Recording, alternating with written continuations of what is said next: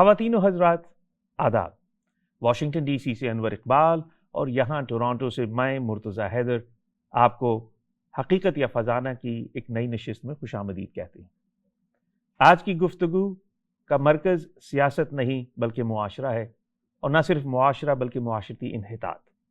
ہم ایک ایسے مسئلے پہ گفتگو کرنا چاہیں گے کہ جس کی اشد ضرورت ہے، جو واضح کرتا ہے کہ ہماری مذہبی ایکسٹریمزم جو ہے وہ کس لیول پر جا چکی ہے، اور جہالت، اگنورنس ہمارے معاشرے کو کس قدر شدید نقصان پہنچا رہے ہیں.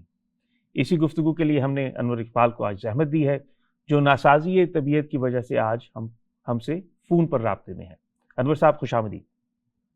بہت مہربانی جناب. انور صاحب میں چاہوں گا کہ آپ سے گفتگو کر سکیں آج جو لاہور میں واقعہ ہوا. میں مختصراً دہرا دیتا ہوں کہ خاتون اچھرا بازار لاہور میں شاپنگ کے لیے گئیں، اور انہوں نے جو لباس زیب تن کر رکھا تھا اس پر عربی میں کچھ الفاظ تھے، جس کو دیکھ کر وہاں کے لوگ مشتعل ہو گئے، اور انہوں نے یہ جانا کہ شاید یہ کوئی مقدس آیات ہیں جن کو انہوں نے پہن رکھا ہے، اور ان کی جان کے درپے ہو گئی. اور پھر بڑی مشکل سے پولیس کی ایک آفیسر نے اور باقی ٹیم نے ان کو ریسکیو کیا. ہم چاہیں گے کہ اس موضوع پر آپ سے آج بات کریں. انور صاحب بہت مہربانی. سب سے پہلے تو میں معذرت خواہ ہوں کہ خرابی طبیعت کی وجہ سے میں براہ راست آپ لوگوں کے سامنے نہیں آ سکا. دعا کیجیے گا جلد ٹھیک ہو جاؤں. یہ بھی ایک مثال ہے بیماری جو ہے کہ ہمارے یہاں جو لوگ جاننا نہیں چاہتے اس سے کتنا نقصان ہوتا ہے. ہمارے دوست ہیں جو بڑے معزز ممبر ہیں امریکی پاکستانی امریکن کمیونٹی کے، ان کو کووڈ ہوا تھا اور انہوں نے ضد کر کے سب کو بلا لیا کھانے پہ. 4 آدمی میں سے اس کے 4 میں سے 3 کو کووڈ ہو گیا ان کی ضد کی وجہ سے. اور انہوں نے وہ بار بار یہی کہتے رہے کوئی نہیں، کچھ نہیں ہوتا یار، کوئی فرق نہیں پڑتا، پڑ گیا ساروں کو. خیر بہرحال ہم دعا گو ہیں کہ آپ جلد ہی صحت یاب ہوں. جی بہت مہربانی. دیکھیے یہ جو واقعہ ہوا لاہور کا، وہ ہمارا جو پروگرام ہے اس کے لیے بہت ضروری ہے کہ ہم اس واقعے پہ بات کریں. اور اس لیے ہم بات کر رہے ہیں کیونکہ ہمیں پتہ ہے کہ اس پہ بہت گفتگو ہو چکی، بہت لوگ بہت کچھ بول چکے ہیں. میں اس میں صرف اور صرف ایک نقطہ نظر سے ایک زاویے سے بات کروں گا، اور وہ زاویہ ہے جو ہمارے پروگرام کا عنوان بھی ہے، حقیقت یا افسانہ. یعنی کچھ بھی بات سنیں، چاہے اس کو سن کے تحقیق کر لیں. ہمارے جیسے ملکوں میں جو ہے نا تحقیق مشکل ہے، لائبریریز کم ہیں، انٹرنیٹ کا ایکسس ہے بھی تو لوگ تلاش کرنا نہیں جانتے، لوگوں میں رواج نہیں ہے پڑھنے لکھنے کا، جاننے کا. لیکن اس معاملے میں آپ دیکھیں معاملہ بہت آسان تھا. ایک ایسے ملک میں تھا جہاں کی زبان آفیشل سرکاری اردو ہے. دوسری جو زبانیں ہیں پنجابی، پشتو، بلوچی، سندھی، وہ بھی عربی یا فارسی رسم الخط میں لکھی جاتی ہیں. ٹھیک ہے، لہذا ایک معمولی پڑھا لکھا آدمی بھی بآسانی پڑھ سکتا تھا کہ اس میں کیا لکھا ہوا ہے. تو اتنی معمولی سی بات تھی. ایک صاحب ہے جس کو وہاں بات کے دکانداروں نے اس کو پھٹے والے کہہ کے وہ انٹروڈیوس کرایا. پھٹے والے صاحب جو شاید وہاں جو ہے نا پوٹیٹو چپس اور اس طرح کی چیزیں تل کے وہاں اسی کی دکان میں، جس دکان میں واقع ہوا، اس کے وہ اپنا تھوڑا سا پٹا رکھتے ہیں، اس پہ مشین رکھتے ہیں اور بیٹھ کے بنا کے بیچتے ہیں. تو وہ بقول ان کے جو انہوں نے بیان کیا کہ وہ نماز پڑھ کے آئے تو انہوں نے سنا کہ خاتون نے ایک ایسا لباس پہن رکھا ہے جس پہ قرآن آیت لکھی ہوئی ہے. گئے، انہوں نے دیکھا ان کو قرآن آیت لگی، اور انہوں نے پھر خاتون کو مجبور کیا. پھر وہ خاتون نے دکان میں پناہ لی، اور پھر سارا واقعہ جس طرح ہوا. تو ان سے سوال کرنے والے نے یہ کہا کہ تو آپ پڑھ لیتے اس پہ کیا لکھا تھا؟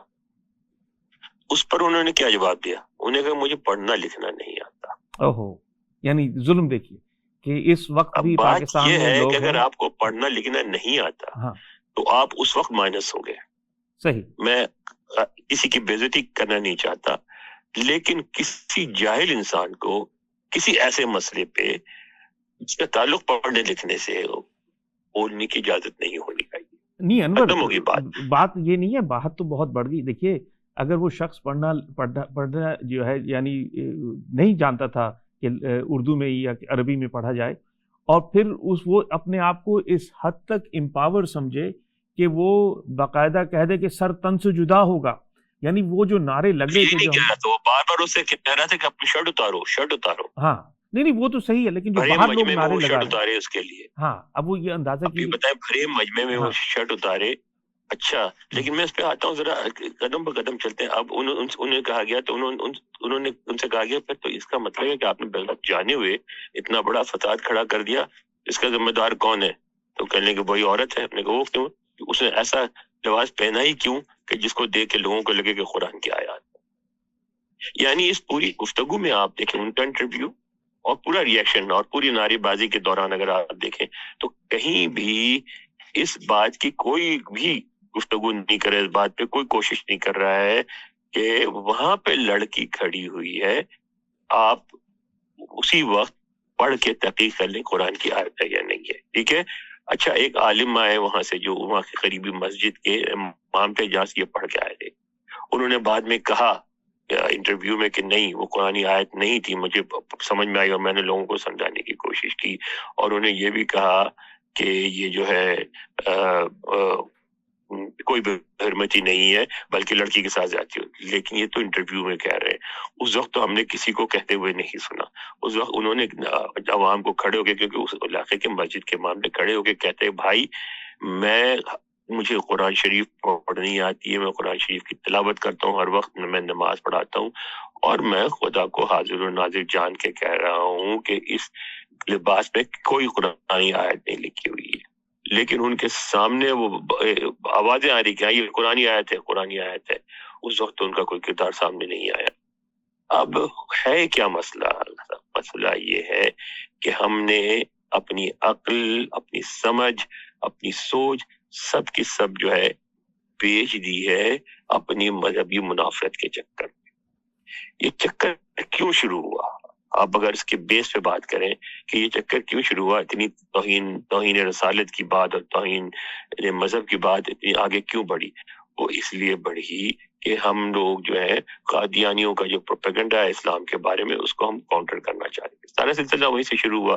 انہوں نے ایک نبی ہونے کا دعویٰ کیا جس کو نعوذ باللہ ظاہر ہے ہم ان کو نبی نہیں مانتے، غلط سمجھتے ہیں، اور ہمارا ایمان ہے کہ رسول اکرم صلی اللہ علیہ وسلم آخری نبی ہے، اس کے بعد کسی قسم کا کوئی بھی کہ چاہے وہ واسطہ بالواسطہ کسی قسم کا بھی کوئی نبی نہیں آئے گا. ٹھیک ہے نا؟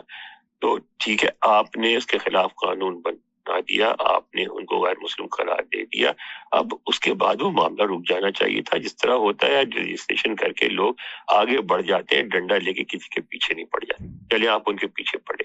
اب ان کے پیچھے پڑے تو وہ جو بن گیا تو وہ قادیانیوں کے خلاف اتنا استعمال نہیں ہو رہا ہے، وہ قانون جتنا عیسائیوں کے خلاف ہو رہا ہے. ٹھیک ہے. اب آپ کو اور ہمیں سب کو پتا ہے کہ عیسائی جو ہے حضرت عیسیٰ کے بعد کسی پیغمبر کو نہیں مانتے. ٹھیک ہے. ارے بھائی یا تو آپ یہ کہہ دیں، قانون بنا دیں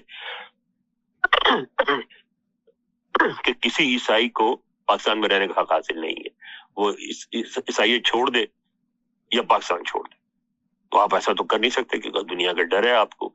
لیکن آپ اس کو کہتے ہیں کہ یہ جو ہے اسے توہین رسالت کی، کیونکہ اس کو میں نے کہا، میں نے خود میرے گھر کے اندر، آپ تھے یا نہیں تھے اس دن گھر میں، میرے رشتے دار جو مولوی تھے وہ آئے اور اس سے بحث کر رہے تھے تو مان رسول اکرم صلی اللہ علیہ وسلم کو. میں نے کہا بھائی آپ اس سے ایسے کہہ سکتے ہیں؟ کہتے کیوں؟ میں نے کہا وہ کیسے مان لے؟ آپ بتائیں نا، وہ کیسے نبی مان لے؟ اگر وہ مان لے تو اس کا تو ختم ہو گیا، مطلب وہ تو مسلمان ہو گیا. تو مسلمان تو نہیں، اسے ڈکلیئر کیا وہ مسلمان نہیں ہے، تو اب آپ کا فریضہ ہے اس کی حفاظت کرنا. لیکن نہیں، تو ہم نے اس معاملے کو اتنا بڑھایا کہ آپ نے دیکھا کہ کتنے واقعات ہوئے جگہ جگہ، سیالکوٹ میں، کراچی میں، حیدرآباد میں، ہر جگہ لوگوں کو پکڑ لیتے ہیں. پشاور میں تو بہت ہوتے ہیں، اسلام آباد میں ہوتے ہیں، ہر جگہ کہ ہم نے پکڑ لیتے ہیں لوگوں کو کہ تو نے توہین کی ہے. اور کس بات پہ توہین کی؟ معمولی سی بات پہ. اب دیکھیں سلمان تاثیر کو دیکھیں، سلمان تاثیر نے کیا کہا تھا؟ اس نے یہی کہا تھا کہ یہ جو لا ہے اس کے دو رخ ہیں، اور سارے ہمارے علماء بھی مانتے ہیں کہ اگر آپ کسی پہ توہین رسالت کا یا توہین مذہب کو مقدمہ چلا کرتے ہیں تو اس کے دو رخ ہیں. پہلا یہ کہ آپ اس کو ثابت کریں، اور ثابت کر دیں گے تو اس کو پھر حد کے حدود کے مطابق سزا دی جائے گی. اگر نہیں کر سکیں گے تو آپ کو وہی سزا دی جائے گی جو الزام جسے لگائے اس کو ثابت نہ کرنے پر. اور یہی وجہ تھی کہ اتنے 1400 سالہ دور میں بہت کم ایسے کیسز آئے جس میں مسلم عدالتوں نے کسی کو توہین رسالت یا توہین مذہب پر سزا دی ہو، اس لیے کہ اس کو ثابت کرنے کی شرائط بہت کڑی ہے. ہم نے کیا کیا کہ دوسرا پہلو اگنور کر دیا. ہر آدمی جس پہ جو چاہے الزام لگا دیتا ہے اور اس کے بعد وہ اس کی کوئی سزا نہیں ہے، الزام لگانے والے کو کوئی سزا نہیں ہے. تو جب سلمان تاثیر نے یہ بات کی اس کو قتل کر دیا گیا. جو قتل کرنے والا تھا اس کو ملکی عدالت میں مقدمہ چلا اور عدالت نے سزا دی اس کو. کسی غیر مسلم ملک کی عدالت میں نہیں، کسی کے دباؤ میں نہیں، کسی کس کے تحت نہیں. ایک اس نے قتل کیا، قتل ثابت ہوا، اس پر سزا ہوئی. لیکن دیکھیں آپ کو ایک فوک ہیرو بنا دیے گئے. ٹھیک ہے، ان کے جنازے میں جتنے لوگ شریک ہوئے شاید وہ بے نظیر بھٹو کے جنازے میں بھی نہیں تھے. تو ہم نے ایک فرقے کی نفرت میں اپنے اندر اتنا زہر بھر لیا کہ بقول افتخار عارف کے کیا ہے، رحمت شہ لولاک پہ ہے کامل ایمان، امت شہ لولاک سے ڈر لگتا ہے. یہاں میں تھوڑا سا عرض کرنا چاہوں گا کہ دیکھیے جو ہمارا عقیدہ ہے کہ 1000 بار بشویم دہن از مشک گلاب ہنوز نام تو گفتم کمال بے ادبی است، کہ 1000 بار ہم منہ جو ہے اپنا زبان گلاب سے پانی سے دھو بھی لیں تو بھی نبی آخر الزبان کی نام لینا جو ہے وہ بے ادبی میں شمار ہو سکتا ہے. یعنی اتنی ہمیں حرمت کا تقاضا ہے اور خیال ہے.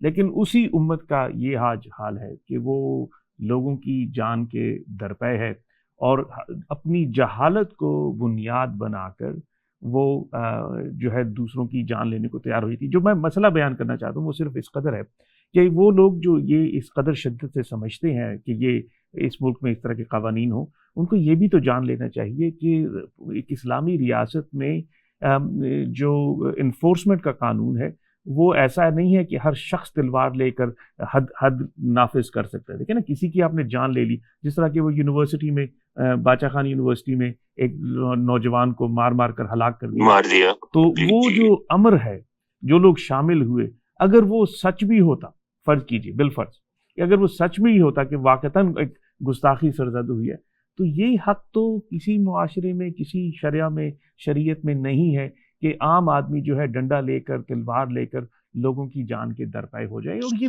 یعنی قانون کا نفاذ عوام کا حق نہیں ہے، نہ ان کا فرض ہے. قانون کا نفاذ جو ہے قانون نافذ کرنے والے اداروں کا کام ہے. آپ اگر اور ریاست کی ذمہ داری، اور اگر آپ یہ کریں گے تو آپ مجرم ہیں اور آپ کو اس کی سزا ملنی چاہیے. لیکن ہمارے یہاں یہ نہیں ہوا. بالکل. اور یہ دیکھیں نا، آپ نے بڑی اچھی بات کی کہ جو سلمان تاثیر کا ہوا. اور میں یہ کہتا ہوں کہ جب ہماری جوڈیشل ہسٹری لکھی جائے گی تو جو اسلام آباد کے جسٹس تھے شوکت عزیز صدیقی صاحب، جنہوں نے یہ سلمان تاثیر کے کیس میں ورڈکٹ دیا، ان کا بڑا رول ہے. کیونکہ اگر وہ نہ ہوتے، کیونکہ ان کا جو تعلق ہے ایک مذہبی گھرانے سے تھا اور وہ صوم و صلات کے پابند اور بڑے جانے پہچانے شخص تھے کہ جن کا مذہب سے عقیدت بہت زیادہ تھی، تو ایسا شخص ہی وہ عدالت میں انصاف کر پایا. ورنہ اگر کوئی دوسرا جج ہوتا تو اس کی جان کے درپے ہوتے. کہ جیسا کہ اب آپ دیکھ رہے ہیں کہ ابھی بھی جو ہے وہ چیف جسٹس کے پیچھے ایک کیمپین شروع ہو گئی ہے پاکستان میں انہی مسائل کو گفتگو بنا کر. مگر میں ذرا اس طرف واپس آنا چاہتا ہوں، واقعے کی طرف آپ کو روک ذرا. اچھا، اب وہ صاحب آئے، انہوں نے کہا مجھے پڑھنا لکھنا نہیں آتا. جب نہیں آتا تو کیا تھا؟ کوئی عقل تو ہے نا، آپ کاروبار کر رہے ہیں، بیچ رہے ہیں، گھر چلا رہے ہیں، سب کچھ کر رہے ہیں، آپ کو عقل تو ہے نا. آپ جس کے پیچھے نماز پڑھ کے آتے اس امام پہ آپ کو بھروسہ ہے، 2-4 اور لوگوں کو بھروسہ ہے. اور سب سے بڑی بات ہے کہ معاملہ خاتون کا تھا. اسلام کسی کو اجازت نہیں دیتا کسی عورت کے جسم کو اتنا گھور کے دیکھے، اس پہ لکھے ہوئے حروف پڑھے. ٹھیک ہے نا. آپ وہاں پورا بازار بھرا ہوا تھا، آپ کو 10-15 پڑھی لکھی خواتین مل جاتی جن کو ان میں سے کئی ایسے بہت اعلیٰ بات آپ کر رہے ہو کہ وہ مردوں کے مجموع میں، یعنی یہ وہ جو طالبان نے معاشرہ بنایا نا کہ 100-200 طالبان جمع ہو کے عورتوں کو سنسار کرتے ہیں یا چھڑیوں سے مارتے ہیں، ہمیں یہ طالبان کے معاشرے کی طرف لے جا رہے ہیں کہ ایک عورت کی عصمت کا مسئلہ ہے تو ان کو کوئی اور دوسری عورت دکھائی نہیں دے رہی اور یہ سارے مرد جمع ہو کے پوری مارکیٹ بھری ہوئی تھی. خواتین زیادہ جاتی ہیں. بالکل. خواتین کے کپڑے بکتے ہیں وہاں زیادہ تر. اچھا ان میں سے آپ اعلان کر دیتے کہ بھائی کوئی خواتین ہیں جو قرآن شریف پڑھ سکتی ہیں, کئی آ جاتی, ان کو اندر دکان میں لے جاتے, وہاں بہت سلیقے سے وہ خواتین جو ہیں ان کو ایک شرٹ وہیں سے کسی جگہ سے خرید کے پیش کرتی کہ تم یہ پہنو, وہ شرٹ اتارتی سامنے رکھتی لے آ کے اور پڑھ کے بتاتی کہ کیا لکھا ہوا ہے حیات حلوہ, یعنی زندگی خوبصورت ہے. اور یہ کیا ہے, سب کے پاس سیل فون تھا, سیل فون پہ سرچ کر لیتی, فوراً آ جاتا کہ یہ کویت کی کمپنی یہ کپڑا بناتی ہے اور یہ کپڑا پورے مڈل ایسٹ میں پاپولر ہے, اور اس کا مطلب صرف ہوتا ہے کہ زندگی خوبصورت ہے. ٹھیک ہے, لیکن کسی نے, یعنی آج کل کے زمانے میں تو یہ سارا کام منٹوں میں ہو جاتا, لیکن کسی نے اس کی ضرورت بھی محسوس نہیں کی, ذکر بھی نہیں کیا, بس نعرہ کیا لگ رہا تھا, سر تن سے جدا, سر تن سے جدا. یار اتنی معمولی بات ہے, اتنی معمولی بات ہے کہ آپ ذرا سی بات پہ انسان کا سر تن سے جدا کر دیں گے. یار خدا کو مانے یار پلیز, آپ سوچیں کتنی بڑی بات ہے. نہیں بالکل, آپ یہ جو عورتوں کا ایک گروپ بنا دیتے, وہ تحقیقات کرتے, دیکھے بتاتے, اور اس کے بعد کوئی ان میں سے کہتا کہ ذرا دیکھیں یہ ہے کیا چیز, وہ فوری انٹرنیٹ پہ آ جاتا, اور انٹرنیٹ پہ آنے کے بعد جو ہے نا وہ ثابت ہو جاتا کہ یہ اشتہار ہے, عرب ملکوں سے آیا. انور یہاں پہ نا میں آپ کو, لیکن اجازت ہی نہیں ہے. انور سنیے, دیکھیے کی اجازت ہی نہیں ہے. میں دیکھیں نا, وہ تو ایک مسئلہ ہو گیا, اس میں آپ یہ کہہ رہے ہیں کہ چلیں آپ نے تو اس موضوع پر ہم نے دیکھا کہ جو انسٹیگیٹر تھا وہ جاہل تھا, پڑھنے سے بھی قاصر تھا, لیکن میں آپ کو بتاؤں, لیکن میں آپ کو بتاؤں کہ اس معاشرے میں ہمارا جو انحطاط ہے وہ پڑھے لکھوں میں بھی ہے. میں اس کی مثال اس طرح دوں گا کہ جو انڈر لائن فیکٹر ہے نا, ایک تو یہ مذہبی جنونیت ہے, ایک جو اس کا لفظ ہے جو انگریزی میں جس کو مسوجنی کہتے ہیں, یہ مسوجنی پاکستان میں بہت زیادہ ہے کہ جو خواتین کو کمتر سمجھا جائے, یعنی وہ آپ کے برابر میں کوئی, آپ اسسٹنٹ کمشنر ہیں, آپ کے ساتھ خاتون اسسٹنٹ کمشنر ہے, تو آپ اس کو اپنے سے کمتر سمجھیں گے. آپ پروفیسر ہیں یونیورسٹی میں, کوئی خاتون بھی پروفیسر, تو آپ کہیں گے نہیں ہم ہی بہتر ہیں. یہ جو مسوجنی ہے یہ بھی معاشرے میں ہے, اور اس کی آپ نے مثال پڑھے لکھوں کی دیکھی کہ ٹی وی شو پر ایک بڑے نامور گرامی لکھاڑی جو کہ ڈرامے لکھتے ہیں اور بڑے مشہور شاعر ہیں, انہوں نے جس بد تہذیبی کے ساتھ ایک خاتون سے بات کی کہ لوگ بھول گئے ہیں, میں یقین کرتے مجھے لگتا ہے کہ لوگ بھول گئے ہیں کہ کس طریقے سے مذہب نے ان کو سکھایا. خواتین سے گفتگو کی جاتی ہے. مجھے یاد آتا ہے بچپن کا پڑھا ہوا کہ جب بارگاہ رسالت میں حضرت فاطمہ سلام اللہ علیہ تشریف لاتی تھی, تو وہ رسالت کھڑی ہو جاتی تھی بیٹی کے استقبال میں. جس معاشرے میں خواتین کا استقبال, ان کے حرمت ایسی ہو, وہاں آپ اس بد تہذیبی سے گفتگو کریں یا ان کے جسم کو گھوریں اور دیکھیں کہ جو لباس پہنا ہے اس میں حروف کیا کہہ رہے ہیں, اور اس بات سے ہمارے یہاں کسی بھی, میں خیر رسول کریم صلی اللہ علیہ وسلم کے بعد اگر کسی کی سب سے زیادہ حرمت ہے تو حضرت فاطمہ کی ہے. ٹھیک ہے, حضرت فاطمہ جو ہے سب مردوں اور سب عورتوں سے مقدم ہے حضرت رسول کے بعد. اس مذہب میں ان مذہبی اقدار کے ہوتے ہوئے آپ کسی عورت کو کیسے ڈیگریڈ کر سکتے ہیں. لیکن ایک چیز اور ہے, ہم ساری بات مذہب پہ کر کے ان لوگوں کو ایک فراق راستہ دے دیتے ہیں کہ یہ مذہبی دیوانے تھے اور مذہب کے جوش میں آ کے چل پڑے. نہیں, ایسا نہیں تھا. ایک پہلو پہ جس پہ میں بات کرنا چاہتا ہوں جہاں کہیں گفتگو نہیں ہوئی, وہ پہلو ہے جنسی بھوک کا. پاکستان دنیا کے ان چند ملکوں میں جہاں سب سے زیادہ جو یہ ہے نا, جو جنسی ویب سائٹس ہیں انٹرنیٹ پہ, وہاں سرچ کیا جاتا ہے, یا سب سے زیادہ جنسی ویڈیوز دیکھی جاتی ہیں, یا سب سے زیادہ پڑھا جاتا ہے انٹرنیٹ کو کھول کے جنسی معاملات کو. اچھا, بازاروں میں, گھروں میں, ہر جگہ محلوں میں جنسی لٹریچر بکتا ہے, لوگ جا کے لیتے ہیں, کرائے پہ پڑھتے ہیں. ٹھیک ہے, ایک جنسی بھوک ہے. ایک طرح اس کی وجہ ظاہر ہے ایک کچھ معاشی جو تفاوت ہے, جو فرق ہے وہ بھی ہے کہ ایک طرف ایک طبقہ ایسا ہے جو بیچارہ خود بھی ایسے ہی رہتا ہے, نہ صحیح ڈھنگ کے کپڑے ہوتے ہیں, نہ ڈھنگ کا کھانا ہوتا ہے, نہ کچھ ہوتا ہے, اور اسی عالم میں اس کی شادی ہو جاتی تو وہ عورت بھی اتنی غربت و افلاس کی ماری ہوئی ہے, انڈر نورشڈ ہوتی ہے, اتنی اٹریکٹیو نہیں ہوتی. اس کے مقابلے میں ان کو سڑک پہ چلتی ہوئی خواتین نظر آتی ہیں, صاف ستھری اچھے کپڑے پہنے ہوئے, تو وہ موقع کی تلاش میں ہوتے ہیں کس طرح پہ جھپٹنے کے, ان کو پکڑ لینے کے کسی نہ کسی بات. اور آپ اس میں دیکھیں تو اس میں جو ہمارے معاشرے کی جنسی بھوک ہے وہ بہت زیادہ نظر آتی ہے.